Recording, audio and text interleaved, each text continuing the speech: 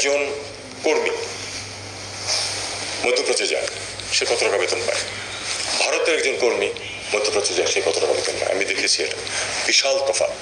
পাকিস্তানের সাথে সম্পর্ক, তিস্তাবাদ নির্মাণ, জাতীয় সংলাপ, এগুলি সবই আছে, কারণ কিছু মৌলিক যোগ্যতার তফাৎ থেকে যায়।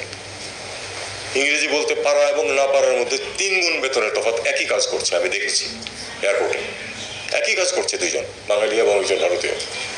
এটা তো ভারতের দোষ না, আমাদের দোষ যে আমরা তাকে ওই সক্ষমতা দিতে পারি না। এটা দিতে হবে।